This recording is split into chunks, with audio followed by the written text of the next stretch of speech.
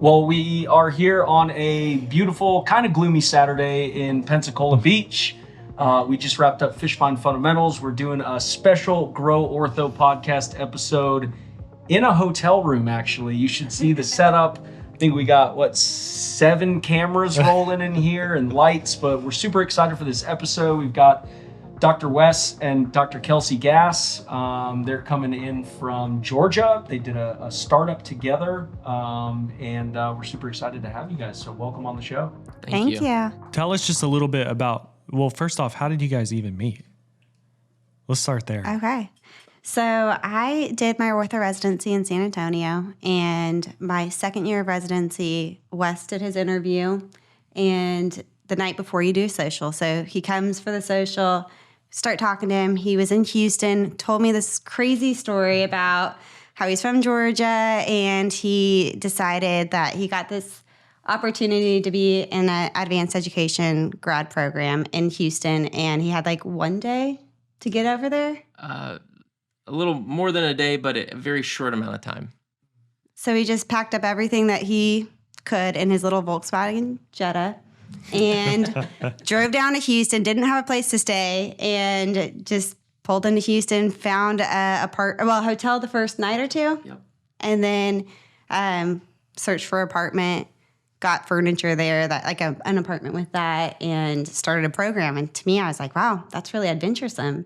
Like, I don't know if I could do that, but it was just really a cool story, and I was attracted to it. And I guess, because I went to dental school in Houston, so we ended up talking about all the commonalities of Houston, things I love, things he loves, and so we just hit it off. It was like a great evening. I left the interview like, there's no way I'm getting in here because I totally blew it. Because the first night it's like a resident social, and so you kind of just getting to know people, and the residents, while they don't make the decision, they have a big impact because they're trying to pick people that fit the program. And I'm pretty sure I only talked to her. If I talked to anyone else, I wasn't thinking about talking to them. I just happened to do it while I was trying to get back to talk to her. And the second day you do your interviews, and I was driving back to Houston from San Antonio, and was just thinking to myself, I'm like, man, I totally blew that. And then, long story short, ended up matching there. And so when I matched there, she was in her third year. I was starting my first year.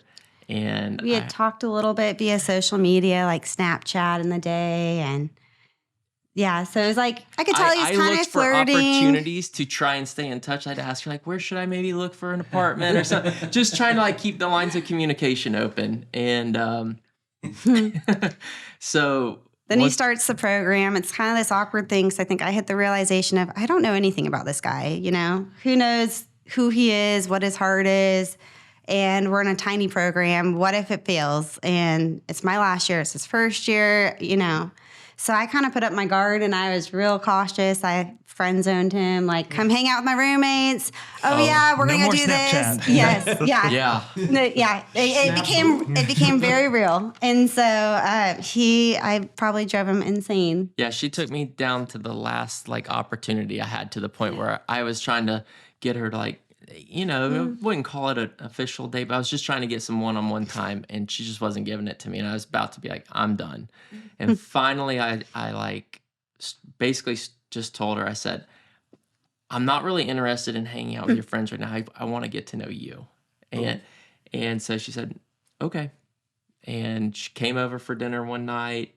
I lived in a really cool apartment complex in the hill country that had a hiking trail with some really cool views. So grabbed a bottle of wine, went on a hike, sat down, watched the sunset, and one of the things that we did when we were up there was he kind of just painted out what he wants in life, and all this. And I think he was the first person that actually pursued me. And then when he laid that out, he didn't know anything about exactly what I want in life. And I was like, oh, I like all that. That is exactly my goals and my ambitions too. And so I was like, okay, I'll give him a chance here. Yeah. And a little background on it, that kind of what helped us connect was, so I grew up in Roswell, Georgia, and she grew up in Roswell, New Mexico. And so the odds of Roswell and Roswell were kind of fun. And then the common ties to Houston. And like she said, I just kind of felt the need to tell her like my goals, my passions, like what were my beliefs, what were my values, and how did I want to live my life, and how did I see that going, and that I might have even told her I wasn't really looking for a friend. I said, I really do like you. I said, I know I don't know much about you, but somehow I really do like you. And I want to tell you about me because I think you're going to like me back.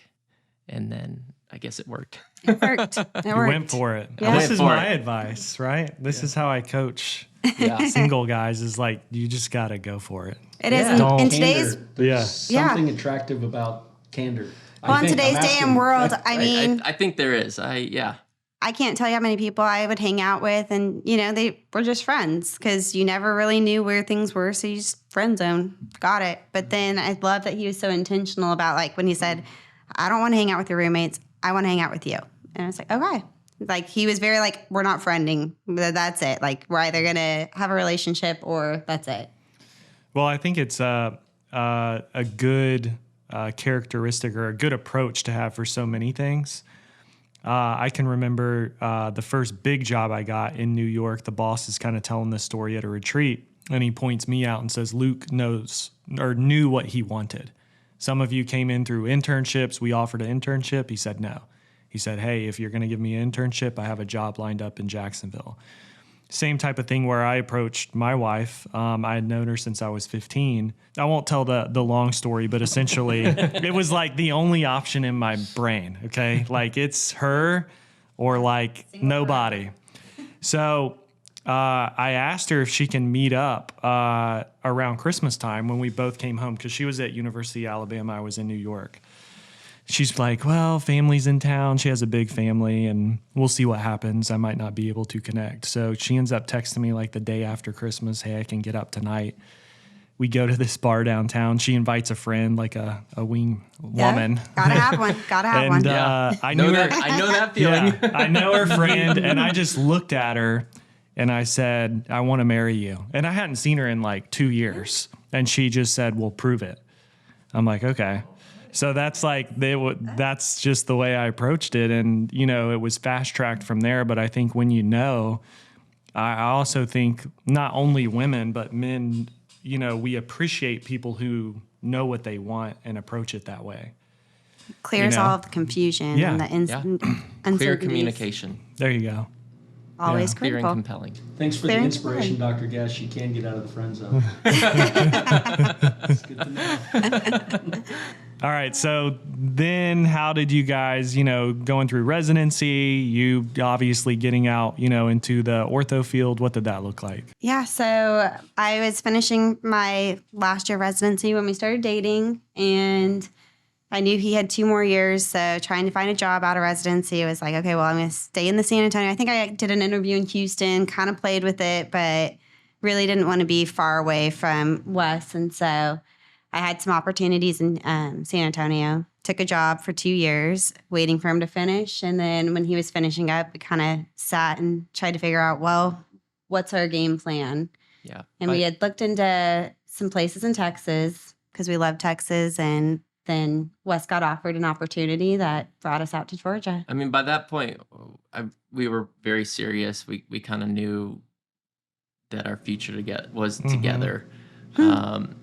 We were. At least I think. Yeah, I he think knew. so. I might have known. Maybe she didn't. That's but, all it took. Yeah, that's all it took. But so yeah, we had conversations about that. So she took a job close by while I finished my last 2 years, making the big decisions. Okay, do we stay in Texas, who we love or where we love, and we have friends, and life was great. It was some of the best years of our life. Or do we go back to New Mexico where she's from, or do we go back to Georgia where I have family in? For many reasons, we chose to go back to Georgia. A lot of them being that we wanted to raise a family together, and we wanted to be close to family. Kelsey, I don't want to say she didn't want to go back to New Mexico, but there just didn't seem like there was as great of a professional future for us if we went back to. Well, I'm from a small town, so I know Roswell, New Mexico, actually. Do you? Yeah. Yeah, I lived in Albuquerque for a Oh, year. yeah. Super random, but That's crazy. Yeah, Most Las people don't know much Cruces about and- New Mexico. yeah, I know exactly where it is. Yeah. So, yeah, New Mexico, there's one orthodontist in my hometown. He's kind of looking to retire, but we kind of started looking like, one, there's really not enough for 2 orthodontists in this small town. And so that's kind of why we were like, maybe we don't go to New Mexico. Maybe we just stay in Texas. And a lot of our hobbies and stuff, I mean, we enjoy the outdoors and exercise. And where we live really close to the mountains. We named our practice after a big lake that's nearby.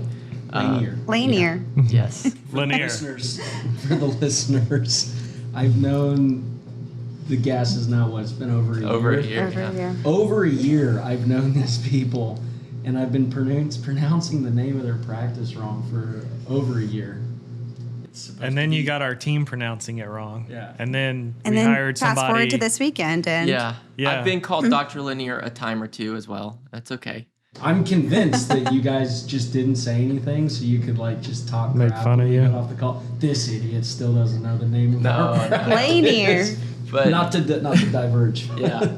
So, big picture, we just made the decision to move back to Georgia, which unfortunately entailed Kelsey having to redo her licensing exam because she wasn't licensed. I had my license in Texas and Georgia. She had hers in Texas, and Georgia's unique. Of course, they want their own special licensing exam. And so after convincing her to go through that, to move back, we kind of booked it. I had secured an associateship position with a potential pathway to partnership. And it just felt like that was the right decision for us. And then as I was graduating is when COVID happened. Luckily, I got out and didn't have to like finish residency during all that COVID mess. I kind of got done. And when we moved out there, the board kind of stopped all the board exams. So we moved out there. Luckily, I had a job, but Kelsey wasn't able to get licensed, and they wouldn't tell us when she would be licensed.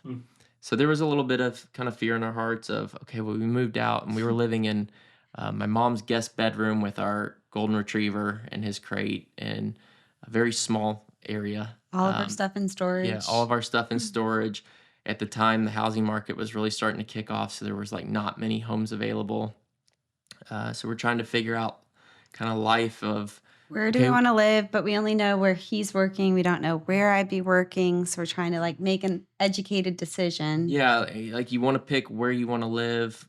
We definitely didn't want to like overextend our resources in terms of like our first home in the event that we were single income for the foreseeable future. But we knew we needed to get out of the little guest bedroom. That wasn't going to last for too long. The dog was keeping us up at night. He started licking himself. And so we would just wake up and we're like, stop it. You gotta Like, stop. I know how that goes. Yeah. And it was, because you have a puppy. Yep. Or one, yeah. Yeah. So we went through all that. We got really lucky. We found a house with a great neighborhood. We have some of the best neighbors in the world that are some of our closest friends now. And that's essentially how we got to Georgia, which then I guess transitions a little bit into how Kelsey kind of secured her position with Dr. Koch. The gentleman I was working with, a previous employer of his, I guess, knew Dr. Koch, and we had put Kelsey's resume out, and obviously the guy I was working for knew about it, and just kind of by pure luck, Dr. Koch reached out to Kelsey and offered her an interview. And for the listeners, Dr. Koch is a hip partner and one of the most kind, most humble individuals I've ever met. And any success I have, present and future, I can attribute surely to him. And I'll let you talk a little bit more about your relationship with him. Yeah. So when we were looking for a job in Georgia, we had the problem of both of us being orthodontists and looking for anything where I lived. People, when they found out my husband's an orthodontist, didn't want competition, us to kind of be at odds with each other. And so that stressed me out a little bit. And so it's kind of God's plan whenever I got this interview with Dr. Koch and went and met him and his wife and hit it off with him, personality and everything. I feel like our the way we view things is all very similar. And then kind of hoped and prayed that might be the position. He called me back for a second interview, made me go to the office and meet the team. And his office is just a really cool environment. You walk in, it's kind of like Fishbine where Everyone's happy. It's just, you can tell that the employees love working there. And so I knew then I really wanted to be a part of it. So when he gave me the opportunity to join his team, I was stoked. It was a great opportunity. And I want to chime in and say, while Kelsey was working for the 2 years that we were still in San Antonio, I mean, it was a blessing that she had a great job out of residency in terms of, paying financially very well. And for us, we felt like we were kings, right? Like fresh out of school. What income? But where she was working, they didn't understand the business of orthodontics. They didn't understand. It was It was a general dental office that was had ortho on incorporated. the side, but it didn't have a strong ortho department. And so I jumped in and had to deal with a lot of cases that were not great managed. And right out of residency, you have no idea what to do. You're just like, okay, this is a lot. This isn't great, easy cases. You were just having to learn and deal with difficult patients. So I learned a lot through it. But I was really excited when I could leave that opportunity. And Yeah, I mean, she did grow. I got to watch her grow despite being stressed many nights. But he loved it. seeing the excitement on her face when she, was offered the position to work with Dr. Koch and every day since then, I mean, just such a blessing to see it come full circle that she joined just a phenomenal practice with great team members. Every time I show up, I feel like I'm a king walking in there. They're so kind to me and greet me well, and I just can't thank him enough for taking care of her, and it's afforded us the opportunity to kind of do what we're doing today. Yeah. I think you bring up something cool, right? Like you look at the business that Dr. Koch has built, right? Obviously an incredible practice, incredible team, incredible business, right? But we all preach on this mindset with all of our listeners in the books, that mindset is everything. And so for the listeners, like to put it into perspective, like where you guys were going to open a practice, it's not really direct competition to Koch, but like you kind of in his backyard a little bit. And what did he do? He hired Kelsey, and what, you guys go to dinner with him frequently, and he's a mentor of yours. And I mean, I would say most doctors would, Well, he's what if they were to open another location Well, near that me? was- I'm training my yeah. competition, but what's he doing? He's just giving and investing and giving and giving and giving and Going back to, when I was first looking for a job and them saying, another big corporation had said, well, the competition, we just don't want to put you in that spot. And so that's when I was like, oh, and I'm someone that wears my heart on my sleeve. I'll tell you anything and everything. So that was hard interviewing places. And so when I interviewed with him, I said, here I knew kind of because common person that he was an orthodontist and he had no concerns. He said, as long as y'all promise not to come over here, I won't go over there. And he had no problems with it, which was great to see that personality because I was just telling Wes. I was going to say, to tag on to what Harris was saying, why don't you say what we talked about right before we came up here? Yeah. So we were talking about, this weekend about abundance versus scarcity. And I think Dr. Koch's done an amazing job of that abundance, and Fishbine with Dr. Carter, the same thing of like, we are a profession and we should be helping each other as professionals. And so Dr. Koch just didn't see anything as a threat. Even when Wes ended up working in the same town as one of his offices, he said, come on, I'm not scared. Like, I'm here for you. I'm here to support you. And I wish our profession did more of that instead of making it more of a competition of, oh, I can do this and I'm not going to support you. And Collaborate versus compete. Our next door neighbor's not our competitor. There's plenty of orthodontic cases to go around, and I hope that every orthodontist around me views me as a friend and a colleague, and that our goal is to serve our community, and being the best orthodontist we can is the best way to do that. And so Dr. Koch's a prime example of someone who just doesn't view you as a threat, that there's plenty to go around. Because what ended up happening in my situation was I left the associateship, and at that point we had already made our mind up that we were going to open our own practice.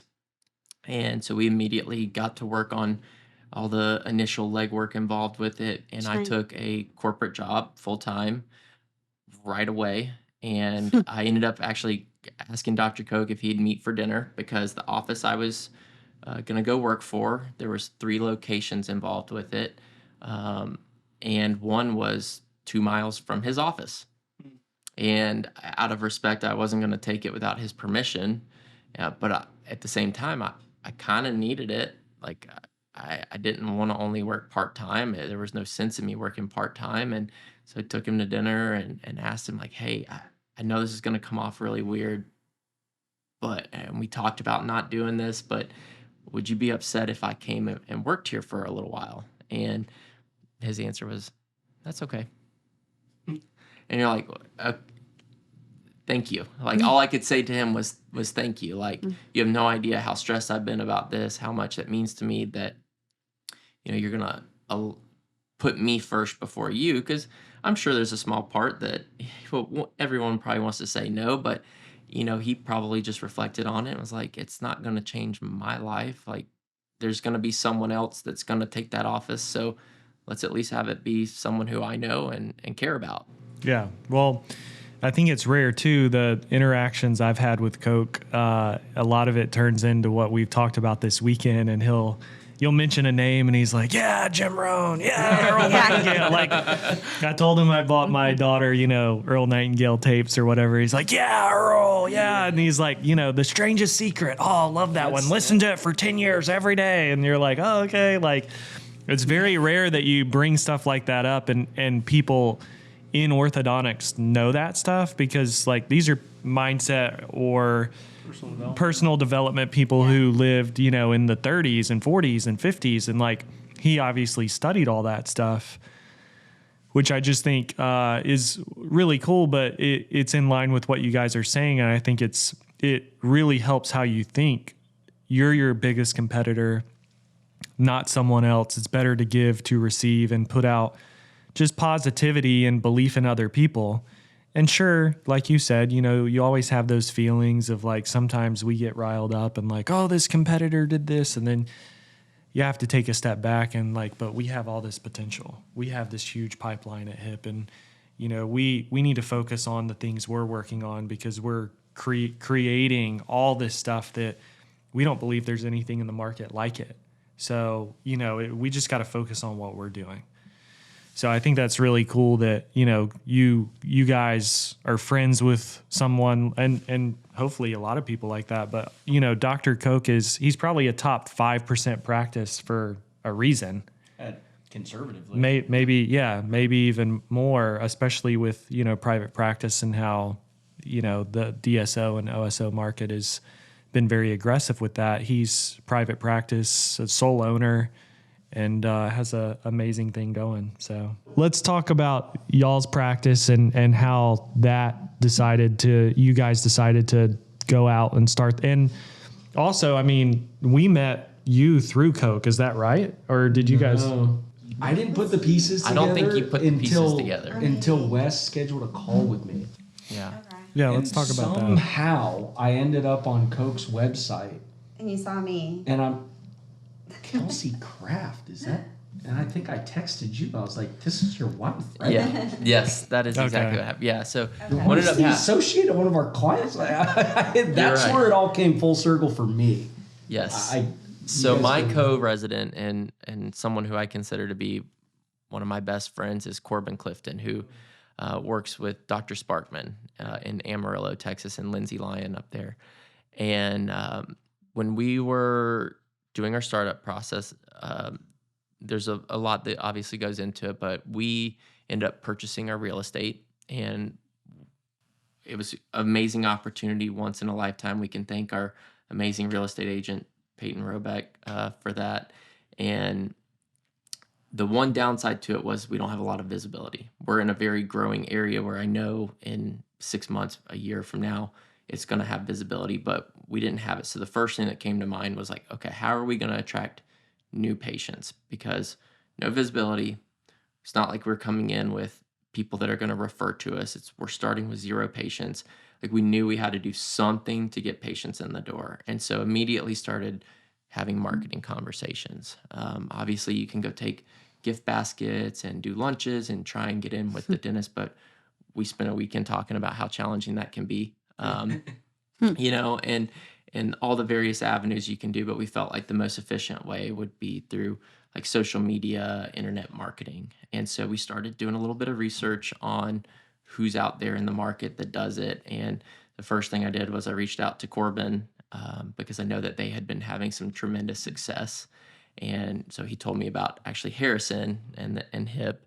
And so I was picking his brain over a couple of calls, and then talked to Craig Murphy, who I'd gone on the interview campaign with, and then ended up finding out that Dr. Koch, worked with you guys. And so those are, to me, 3 very solid individuals giving me really good feedback. So I was like, okay, well, let's schedule a call. So we scheduled this call and with Harrison. And at this point, life is really crazy. I mean, we're just kind of fitting calls in and doing things.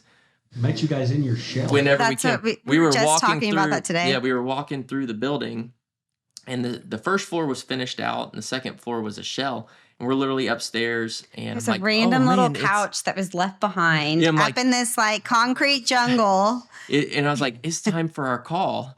And I was like, okay.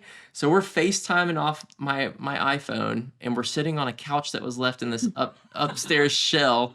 And I think the first thing I might have said to you was like, don't judge us, but we're standing. You did say something like this. Like something like, don't judge us, but we're like standing up in this empty, unfinished space in case it looks a little awkward or sketchy or anything like that.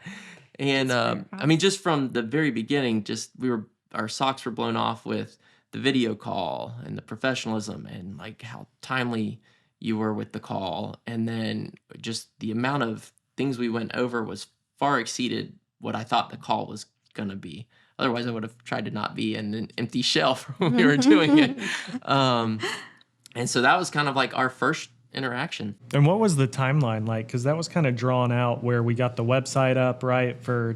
Well, there was not We had even lots before of- getting the website it done. still was a Like, drawn the out. time from when we first met each other to even doing business together, like officially, I think That was March of 22, maybe. No, 2021. Right? Well, I left Oh, my okay. associateship in. We bought the building in 2022. Yeah, so I think we had just closed on the building when we had reached out. So it was like April, March, April, So there was somewhere. a good amount of time in between us, like meeting and like actually getting started on something. And I think we stayed in touch. There was a lot of. Yeah. So there one was thing to know about us is we are big spreadsheet people and very calculated people. So what we did when we knew we were going to do a Must be a startup, doctor. yeah, for just a little type A, it's great. So when we were planning a startup, before like we were going for the loan and we had to do these spreadsheets, and Wes was like, I got to call all the vendors. I need the most accurate numbers possible, which I don't think a lot of people do as much as we did. They don't. So we called and we got information on everyone, which probably annoyed vendors because we're like, we're not really buying anything yet. We're just making a spreadsheet, and we don't know when we're actually going to start I'm this taking this call to thing. make my spreadsheet. please. Yes. And so that's where we were playing numbers and we are looking at numbers. And so trying to make, what can we piece together to make our loan work, to make this happen? We wanted to visualize it before we just committed, Yeah. I would say.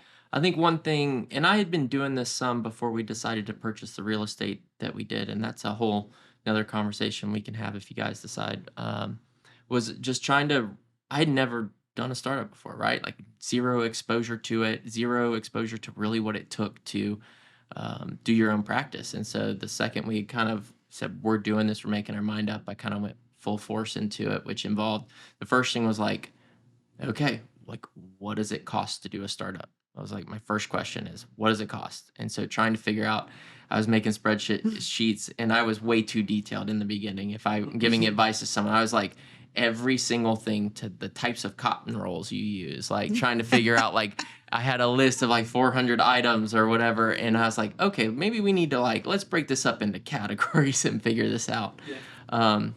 So I was just trying to figure out, what does a budget for this look like?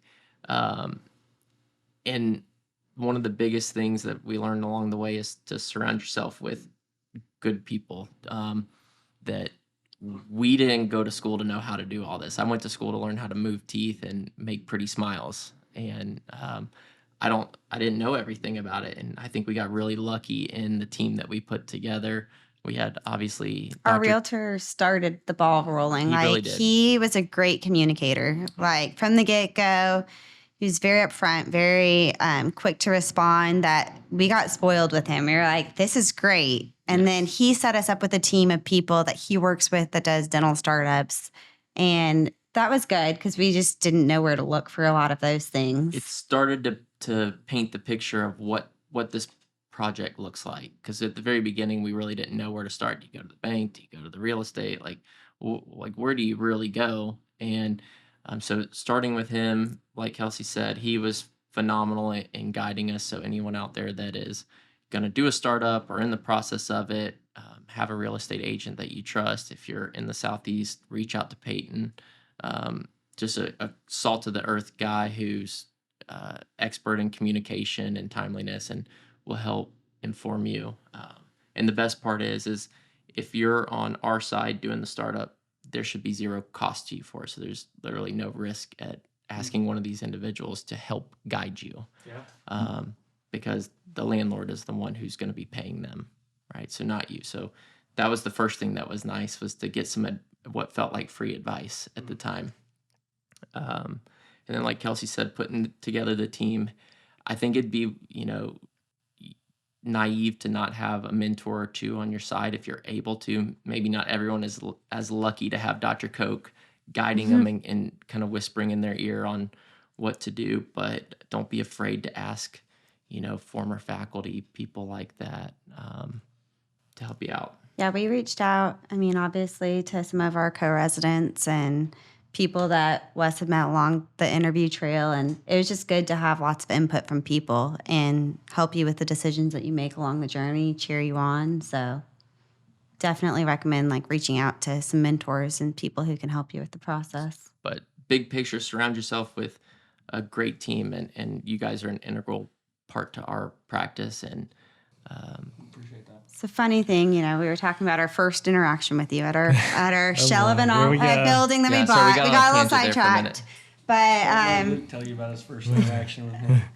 the funny thing was, I don't know if this was our second or a third call with you. We hadn't made the decision yet, and we were sitting in our living room having the next call with you. And Wes's sister works for Georgia Sports and Marketing, and she was in another room, and she was listening into the call. We finished the call, and she literally came out and she goes, "Y'all hiring them? They're great." So my sister's worked in marketing for many years now. No. So she is, she's there working with Delta, Wells Fargo, big corporate sponsors.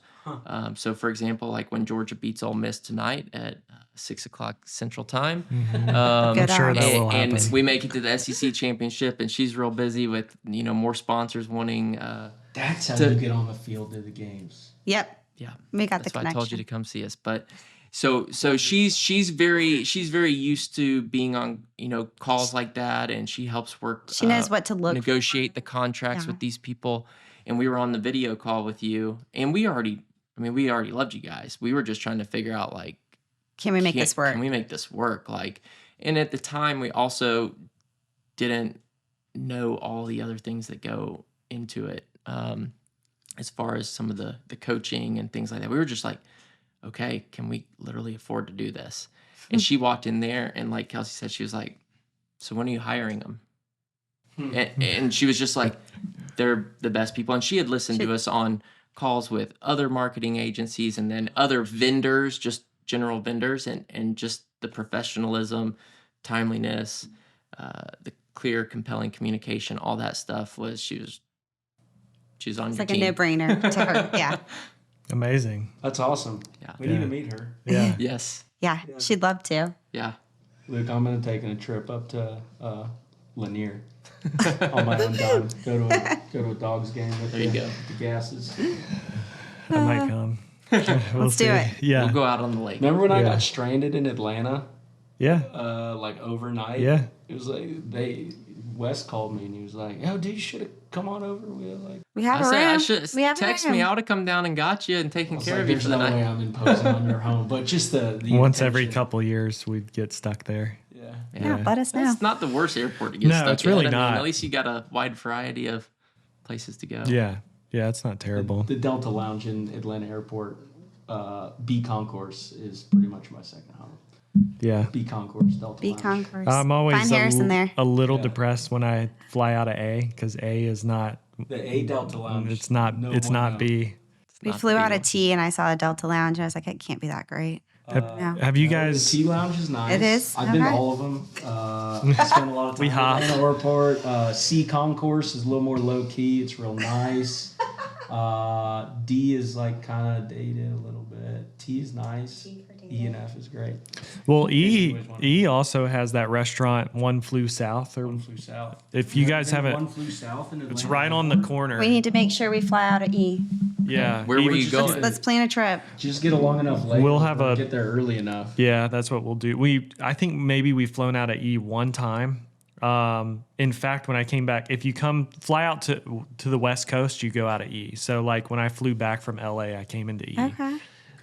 It's not just good airport food. It's like it's banging food. like really good. Like Yeah. sushi's top notch. Steak. Food is incredible. They've got ramen. The variety. It's a small menu, but they've got the variety there. Yeah, we'll send them this for free. Maybe they'll give them something. We shouted you out on an orthodontic podcast. It's free sponsorship. Terminal E. Got to There's E always in ortho Atlanta. conferences. People traveling through Atlanta Yeah. all the Yeah. time. So you get things going, and obviously when we came to consult with Koch, that's where I first met you, and I think we were just about to kick off like ads, like because you were talking about we're almost ready, or Yeah. So I guess for us, we started our journey with you guys. We did the website and we wanted it ready to go before we started our office. And we were under the impression that we were going to get open like September, October of 2022. Yeah. I was pregnant. Yeah. And so we were saying baby and practice about the same time. So we had kind of the two timelines going together. And little did we know, permitting and stuff can have hiccups. And so we didn't end up opening until May of 2023, but we wanted the website going. So Yeah, I think so. We ended up engaging you guys for the website SEO portion 9 months in advance or so, which was probably from September. it was a great decision. I mean, before we opened, we were ranked number 1 in our area. You guys were getting some. Yeah, some patients so reaching out. the worst part was we were getting leads coming in, and to be honest with you, didn't really even know that there were leads coming in because I didn't have a phone set up or anything like that. And I went back and looked after we opened. I was like, oh, those were probably like 15 or 20 leads that tried to reach out to us, and we were not paying attention because We didn't even have a phone. we didn't have a phone or anything like that. But so like getting the website and things developed early and getting your name established on the internet, huge, very important. And we see that now. So we appreciate you guys kind of advising us and helping us understand the importance of that. And then obviously there's the ad side, which happened once we open. Yeah, the ad side we wanted to start earlier, like y'all had recommended, before we open our doors, but we really had no idea when we could actually open our doors. We were just kind of fingers crossed each week, each month, like maybe, maybe not. And so the second we finally got that date, we engaged y'all with the ads, I'm pretty sure. Yeah. Which, in hindsight, we wish we could have done it earlier because we had a slow first month. For me, looking back, I wouldn't do the ads just like you had suggested about You know a 4 little week- bit about 4 what you do, right? 4 weeks in advance, but like I said, we didn't know when we were going to open, and it was one of those things that we didn't Right. want a bunch of patients calling in and us not know what to do with them. Yeah. So how's it been since then? What's the practice look like so far, and what do you guys see in the future? So we opened in May. We hired one employee. She's kind of our office coordinator. She does front desk. She answers all of the practice beacon responses, calls patients. But then we've also tried to train her in the clinic to do chairside assisting, some sterilization. And pretty much it's her and Wes on Mondays and on every other Thursdays. And then on Fridays, I'm typically off and I'll come help. But The ads have been crucial to our success so far in the sense, like we talked about earlier. It's not like we have people just walking in. And, we didn't start with referral base. I don't have a pediatric dentist referring to us. So a lot of our patients have been these direct ad patients, whether it's Facebook or Google ads. And I would like to think that we've been relatively successful as a startup to this point. don't have a whole lot to compare it to, but for us, I think we've had in the realm of 450 or so leads come through, and of those, uh, I think it 60, was in 60 or 60-ish. so of those have started treatment. Obviously, not every single lead came in for a consult or anything like that, which we never would expect that. But I mean, my goodness, that's just so helpful to a practice, especially a startup if you're not starting out with a referral base. All those leads that don't schedule, that's just more exposure. It's a pipeline. It's pipeline, and one of the biggest things I tell people when they're asking about our experience using digital marketing and stuff is it's not always just about the patients that come in and start. It's about creating that presence in the community. How many impressions, how many Brand times someone awareness. has opened our phone. The other day we had someone come in, and we like to ask them, "Hey, how'd you hear about us?" We I don't really even think we asked. This lady was just like, she told me in the consultation, she goes, I just keep seeing his face everywhere. It's everywhere. And it's like, so I finally decided I have to come in and see what y'all are about. And I was like, well, perfect. Well, that's a good point because we have so many people talk about, leads and, how many opt-ins or clicks. And you have to zoom out a bit because the big picture is omnipresence and being seen over and over again in the community, and not just online, sometimes offline too. Maybe it's an event, ball game, expo, whatever. A lot of what Fishbine talked about today, their team. But a holistic buying journey for a lot of people is not an opt-in. A lot of people won't click an opt-in for whatever reason. They don't want to, whether it's the behavior or they think it's going to follow them around more or they're going to see other ads like it. I mean, we'll see people screenshot stuff and save it. I open things in like Safari. So like ads I see, I'll click and it'll, especially if you're on Instagram, it'll say, do you want to continue in app or go to Safari? Yeah. I'll open it in Safari. I'll leave it there. Like once a quarter, I'll go through and buy the stuff that I actually want and then like X out of everything else. But people will screenshot stuff or people will remember. And when a need comes up, they'll have seen Lanier so many times that they'll go, oh, well, we're going to call Lanier. And it's just kind of parked in their brain. Planting the And seed. I think we've had some people just, they see our ad and they call because Yeah, they're they like, do. they don't trust the ad. Right. They want to see, do we actually exist? Are we then real? I'll Google it. And Yeah. then that'll come in like an organic call off your Google My Business. Yeah.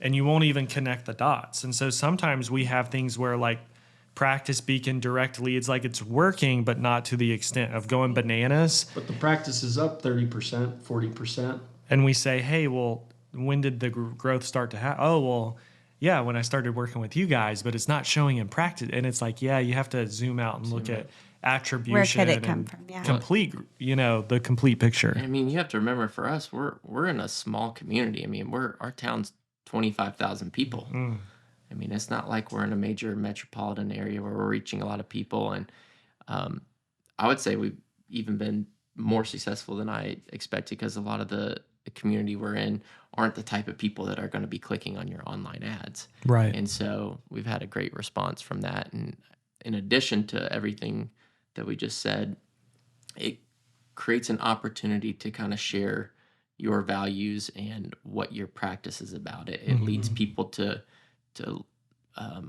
put that image and that why with you, and so that when they are ready to make that decision, they're going to remember you. Yeah.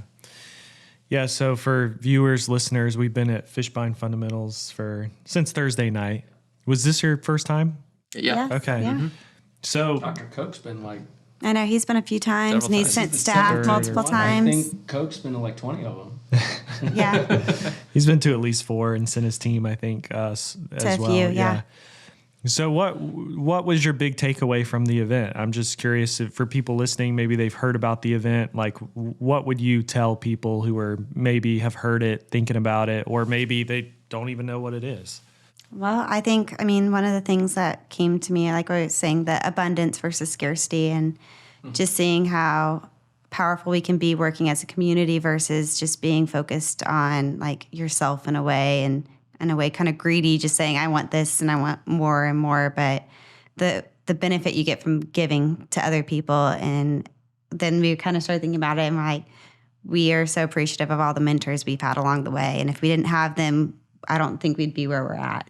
Yeah. And so It was very like revitalizing for me in the sense that I grew up playing a lot of sports. I feel like I've always had a very strong mental attitude and determination. And, going through the startup process is not easy. It wears on you. We had our first child during all that on top of the real estate and stuff, and definitely started to see kind of some fatigue, mental fatigue, physical fatigue come up. And so coming here, being around so many other successful practices and getting to learn from, Dr. Fishbine and Amanda and their amazing team, and then getting to listen to you guys, it's super motivating. It's kind of that recharge that you need to, it all starts with you, right? And at the end of the day, I hope I'm the least important person in my practice. I do not want my practice to be known because of Dr. Gass. I just am a cog in the machine, and I want people to come to my practice because of the way my team treats them and the feeling that they get when they come there. And it was a great reminder of that. It was a great reminder that I have a lot of work to continue to do on myself, and that motivation to do the 5 a.m. wake ups and work out and continue to hold myself accountable. And I'm a big David Goggins fan and the accountability mirror. Pull-ups. Yeah, I mean, just, I love listening to those guys, the Jockos, the Cam Haynes, those are the people that I thrive on listening to them. And so getting to tie that to our practice and our craft, just so helpful. And then to get to see how are they implementing this? Because it's one thing to sit and talk about it. It's another thing to actually go home and put it in. And got to take away like great tips on how are we going to go back and genuinely implement this and continue to motivate while we have one team member right now and we're looking to grow and expand. A nice reminder that, hey, you know what? I need to do what Harrison says. I need to stand up. I need to bring my energy up, change my state. And for folks that don't know, Harrison made us all stand up and twice. Yeah, you can tell them about beat on your chest a little bit. Yeah. What was it? Say you rock or you're a rock star. You freaking rock. Are you? Yeah, I was like, what was it? Yep. Kind of surprised me there. I'm like, whoa. You're like, where are we going with this? I rewinded to my first Tony Robbins conference, and that was from Joseph McClendon Jr. Yeah. He actually made us stand up and say, I freaking rock. But I twisted it and I said, point at somebody and say, you freaking rock. Yes, there you go. It was great. Yeah. It was well awesome. needed. Yeah. Luke didn't know that part was coming out. No. He role played the whole thing except that. I was like, should I go over to Harrison? Well, anything else you guys want to share before we wind it down? Not really. If there's any listeners out there that are, getting ready or thinking about the startup process, or maybe they're in the middle of it and they don't know where to start, or they want to learn more about their journey, they can always reach out to us. I'm happy to share anything that we did and went through with them and our experiences. So what's the best way for somebody to reach out? Like an email? Or? Yeah, Dr. Gass, DRGASS at linearorthodontics.com. Hey, thanks so much. I really appreciate it. It was awesome hanging out and awesome that we could kind of time this interview at the same time. Well, thank you guys. Thank you guys. We appreciate everything you've done for us in our practice and look forward to the continued partnership. Hey, did you enjoy this video? Click right here for another great video for orthodontist and dentist. We hope to see you there.